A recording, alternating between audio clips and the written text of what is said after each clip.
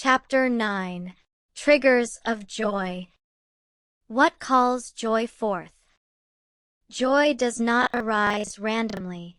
Like all emotions, it is triggered by specific stimuli, events, perceptions, thoughts, sensations, or relational moments that the brain's appraisal systems evaluate, usually very rapidly and often below conscious awareness, as relevant to the organism's well-being and adaptive success.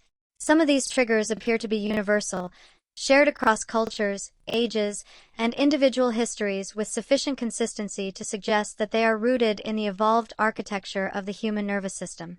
Others are deeply individual, shaped by personal history, temperament, attachment patterns, and cultural context in ways that make them idiosyncratic and sometimes baffling to others. Understanding both kinds of triggers is essential to understanding why joy arises when it does, and how to cultivate the conditions in which it arises more often. The most reliably universal joy triggers cluster around a handful of fundamental themes. Novelty and discovery. The encounter with something genuinely new, unexpected, or previously unknown is among the most powerful. As we established in Chapter 3, the dopamine system fires most intensely in response to unpredicted positive stimuli, and novelty by definition carries this quality of positive unpredictability. The infant who sees a new face, the scientist who encounters an anomalous datum, the traveler who turns a corner onto an unexpected vista, all are experiencing variations of the same ancient neural response to the discovery of something new and good in the world. This is why curiosity and joy are so closely related.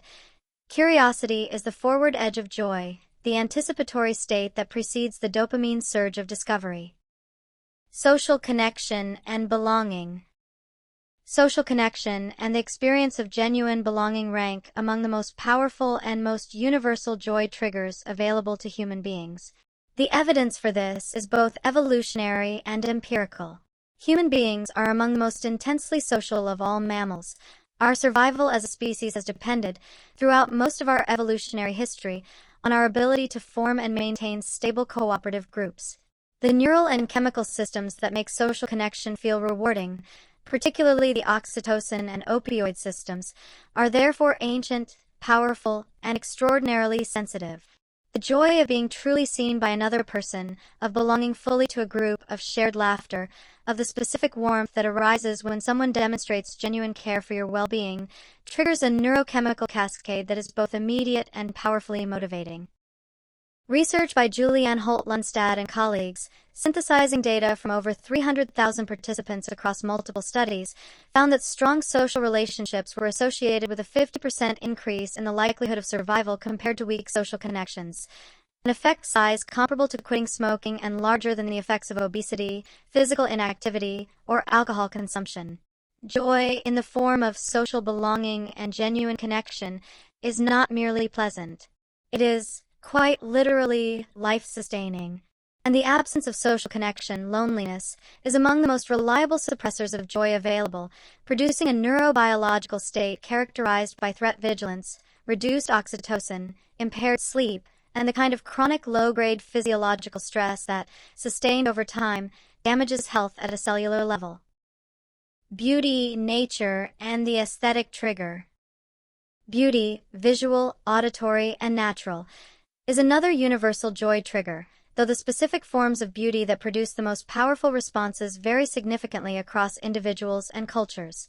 The experience of natural beauty appears to be among the most universally shared, with research consistently showing that exposure to natural environments, forests, coastlines, mountains, open skies, flowing water, produces rapid, measurable reductions in physiological stress markers, cortisol, blood pressure, heart rate, and increases in positive effect. This response appears to be rooted in evolutionary history. Human beings evolved in natural environments, and the landscape features associated with safety, abundant resources, and navigability, the combination that the environmental psychologists Rachel and Stephen Kaplan called prospect and refuge, may have been wired into the nervous system as positive signals over millions of years. Musical beauty is another extraordinarily powerful and well-studied joy trigger. Music is unique among aesthetic stimuli in its capacity to produce chills, the physical tingling and goosebump response that accompanies peak aesthetic joy in a significant proportion of listeners. Research by neuroscientist Robert Zator and colleagues at McGill University has shown that musical chills are accompanied by dopamine release in the nucleus accumbens and caudate nucleus, demonstrating that musical beauty activates the brain's reward system in ways that are neurobiologically indistinguishable from other joy-producing experiences. The specific musical features that produce chills, unexpected harmonic resolutions, the solo voice emerging from a choral texture, the sudden shift from minor to major key, are all variations on the theme of positive prediction error, the good surprise that drives the dopamine system to its highest expression. Mastery, giving, and the joy of awe. The experience of mastery, of accomplishing something at the edge of one's current ability, of successfully meeting a genuine challenge, of the felt sense that one has genuinely grown, is a reliable and deeply satisfying joy trigger that operates through multiple neural systems simultaneously. The dopamine system fires in response to the achievement itself. The endorphin system releases in response to the effort and exertion that preceded it. The serotonin system receives a boost from the social recognition and self-esteem reinforcement that mastery typically brings. And the prefrontal cortex integrates all of these signals with a narrative of the self, with a story we tell about who we are and what we are capable of, in ways that can produce a quality of joy that is particularly durable and particularly resistant to hedonic adaptation, precisely because it is attached not to a thing obtained but to a capacity developed. Acts of giving, genuine generosity, freely chosen, toward another, are among the most reliably joy-producing behaviors documented in psychological research.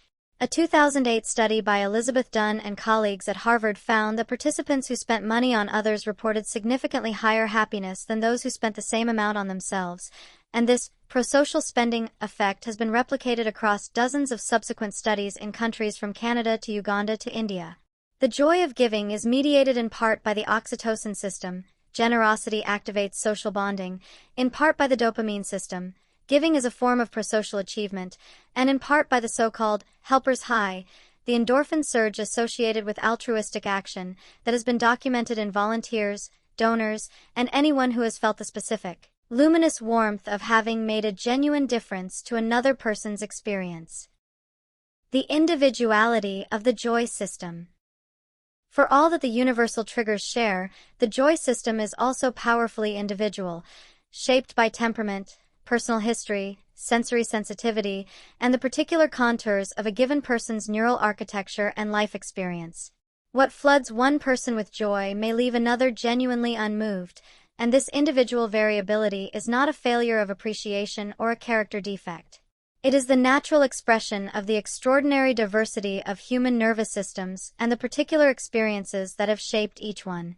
Some people experience peak joy in loud, social, kinetically charged environments, concerts, parties, athletic events, while others find that the same environments actively suppress joy and that their deepest joy arises in solitude, in nature, in quiet creative engagement.